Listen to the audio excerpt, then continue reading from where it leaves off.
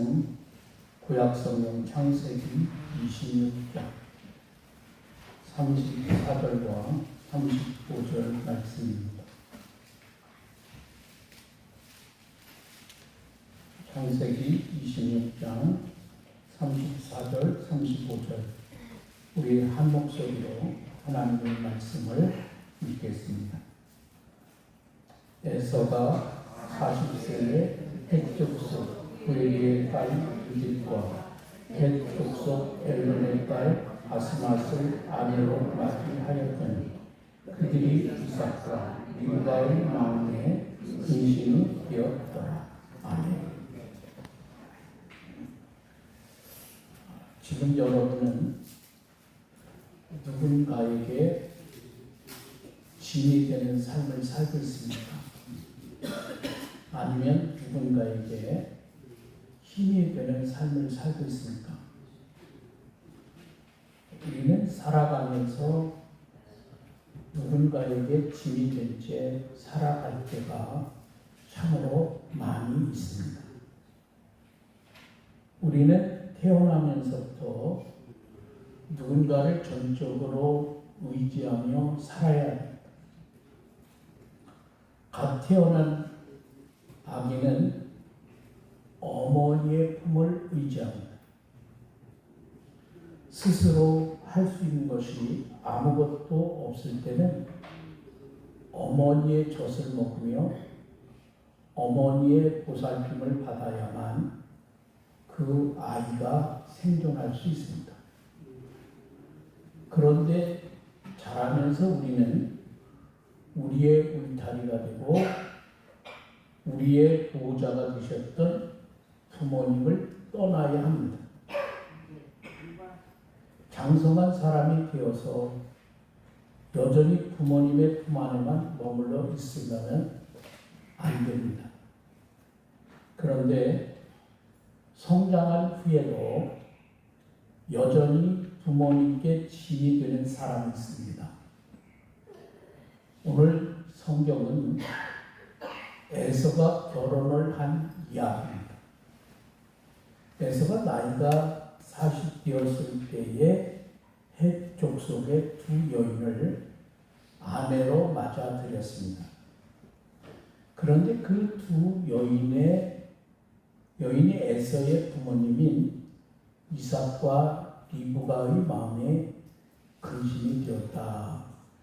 이렇게 말씀하고 있습니다.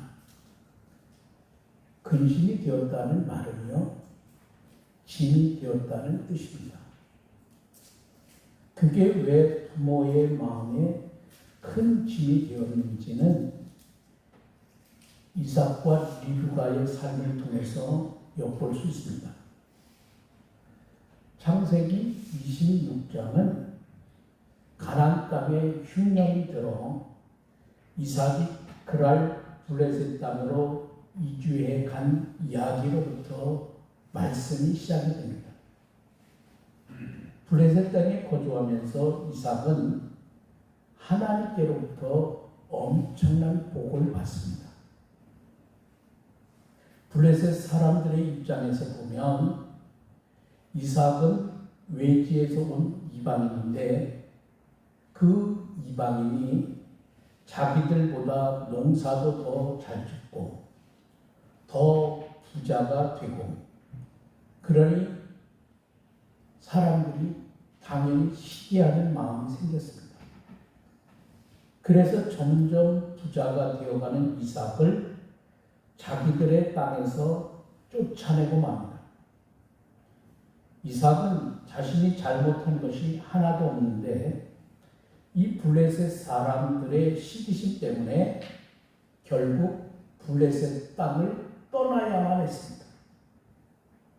블레셋 땅에서 쫓겨난 이삭이 그랄 골짜기로 가서 살게 되는데 거기서도 하나님께서는 이삭에게 복을 주십니다. 아버지인 아브라함께 팠던 우물들을 찾아 거기서 물이 나옵니다. 여러분, 가나안 땅에서 우물 하나를 얻었다는 것은 엄청난 복을 얻었다고 하는 의미가 됩니다. 그런데 이삭은 우물 하나만 얻은 것이 아니라 우물을 파는 곳마다 물이 나왔습니다. 우리 이제 큰 사위 쪽에 이제 선교사님 있잖아요. 근데 우리 바깥 선교사가 이분이 아프리카에서 큰 우물 파는 기계를 가지고 우물을 파줬는데 유치원에도 파주고 마을에도 파주고 어떤 데는 학교도 파주고 어떤 때는 교도소도 파주는데 파는 데마다 우물물이 나오는 게 아니에요. 우물을 파서 나올 확률이 그렇게 높지 않다는 거죠. 그런데 오늘 이삭은 가는 곳마다 우물을 파는데 물이 솟아오르는 블레셋 땅에서 쫓겨난 이삭이 쫓겨난 이후에도 그렇게 복을 받자 그럴 사람들이 와서는 이삭이 판 우물 가지고 자기들 것이라고 우기며 빼앗아가려고 합니다. 이삭은 싸우기가 싫어 자신이 판 우물을 그럴 사람들이 그냥 줘버립니다. 그리고는 블레셋 땅에서 완전히 빠져나와 브엘세바에 정착하며 살게 됩니다. 이삭이 브엘세바에 정착한 과정을 창세기 26장 25절에 이렇게 성경이 기록하고 있습니다. 25절 보세요. 같이 읽겠습니다. 이삭이 그곳에 제단을 쌓고 여호와의 이름을 부르며 거기 장막을 쳤더니 이삭의 동물이 거기서도 우물을 팠더라. 여러분, 오늘날 우리가 정글 고향에서 살다가 어딘가로 이사를 한다면 여러분 어떤 순서로 우리 사람들이 거주지를 정할까요? 우리는 가장 먼저 직장이나 일자리를 정합니다. 그리고 그 다음에 그 일터 근처에다 집을 장만하고 집 근처에다가 우리 믿음의 사람들은 다닐 만한 교회를 찾아 등록을 하고 신앙생활을 합니다. 간혹에 그 순서가 조금 바뀌는 경우도 있을 수 있습니다. 먼저 집을 정하고 그 다음에 집에서 가까운 곳에 직장을 구하기도 합니다. 그리고 나서 교회를 찾습니다. 그게 오늘날 우리들의 모습 아닙니까? 그러나 오늘 이삭은 달랐습니다. 이삭은 먼저 하나님께 제단을 쌓았습니다. 그리고 장막을 치고 거기에다가 우물을 팠습니다. 오늘날 모습으로 말씀을 드린다고 하면 이삭은 가장 먼저 하나님께 예배드릴 교회를 찾았습니다. 그리고 그 교회 근처에다가 자신의 집을 장만하고 그 다음에 직장을 구했습니다. 여러분, 이 순서가 별것 아닌 것처럼 보이지만 이것은 아주 중요한 의미를 가지고 있습니다. 이삭은 다른 무엇보다도 하나님께 제단을 쌓고 예배 드리는 것을 최우선으로 생각하고 그런 삶을 사는 사람이에요. 집을 장만하는 것보다 먼저가 하나님께 제단을 쌓는 것이었습니다. 직장을 구하는 것보다 먼저가 하나님께 예배 드리는 것이었습니다. 하나님께 제단을 쌓고 예배 드리는 일을 가장 먼저 해야 할 일로 알고 그렇게 살았던 이삭에게 하나님께서는 블레셋 사람들이 시기할 정도로 복을 주셨습니다. 가는 곳마다 우물을 얻게 하셨습니다. 이삭에게는 많은 가축이 있었습니다. 그 가축들을 기르기 위해서 무엇보다도 가장 필요한 것이 뭘까요? 우물입니다.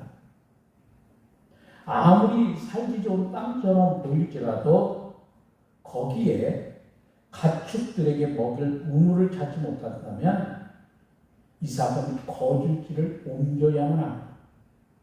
그런데 이삭은 우물을 얻지 못해 가축을 기르는 일을 하지 못할지도 모른다고 하는 그러한 두려움이 하나도 없는 거예요. 먼저 제단을 쌓고 장막을 쳤습니다. 그 다음에 우물을 팠습니다. 그랬더니 하나님께서 놀랍게도 이삭에게 필요한 우물을 얻게 하셨습니다. 이것이 이삭의 삶입니다. 오늘 우리가 이해하기 쉬운 말로 한다면 이삭은 다른 무엇보다도 하나님 중심의 삶을 살았습니다. 예배 드리는 것을 가장 중요하게 여겼습니다. 하나님께 제단을 쌓는 것보다 더 중요한 것이 없었습니다. 그의 아버지 아브라함이 그랬던 것처럼 이삭이 그렇게 살았습니다. 그런 이삭의 아들 에서가 헷 족속의 여인 둘을 아내로 맞아들였습니다. 가나안 주민들은 하나님을 섬기는 사람들이 아닙니다. 특별히 가나안 땅은 지중해를 끼고 있는 서쪽 해안가를 제하고는 토지가 척박하여 농사를 짓는다는 것이 결코 쉽지 않았습니다. 동쪽으로 요단강이 흐르는 것을 제하면 상시로 물이 흐르는 강이 없습니다. 비가 올 때는 냇가가 되어 물이 흐르지만 비가 그치면 금세 물이 마른 골짜기로 변해버립니다. 그런 골짜기를 지리학적으로 뭐라고 하나요? 와디라고 불러요. 그런데 비가 오지 않으면 농사를 지을 수 없는 척박한 땅이기 때문에 가나안 사람들은 미신을 잘 섬기는 그런 사람들이었어요. 자기들 힘으로 비를 내릴 수게 할 수가 없으니까 비를 내려 농사를 잘 짓도록 해달라고 신께 빌었습니다. 그래서 가나안 땅에는 우상이 많이 있었어요. 그 대표적인 우상이 우리가 잘 아는 또 많이 들은 바알과 아세라예요. 가나안 사람들이 그 바알과 아세라가 농사의 신이요 풍요를 가져다 줄 신이라 믿었기 때문입니다. 그렇다면 에서가 자기의 아내락을 데리고 온 헷 족속의 두 여인도 다르지 않습니다. 그 여인들 역시 우상 숭배에 절여 있는 사람들이에요. 오직 하나님 섬기는 일을 최우선으로 섬기며 살던 이삭과 리브가의 입장에서 우상 숭배에 절여 있는 두 여인이 며느리로 자기 아들의 며느리로 들어왔으니 여러분 어찌 근심이 되지 않겠습니까? 그 여인들이 에서뿐만 아니라 이삭의 가문을 우상으로 물들일 수 있을 것이라고 하는 염려 때문에 마음의 근심이 가득하게 된 겁니다. 여러분 처음 드렸던 질문을 다시 드리겠습니다. 여러분은 지금 누군가에게 짐덩어리는 아닌지요? 우리는 결코 짐덩어리로 살아서는 안 됩니다. 우리는 하나님의 영광을 위해 부르심을 받은 사람입니다.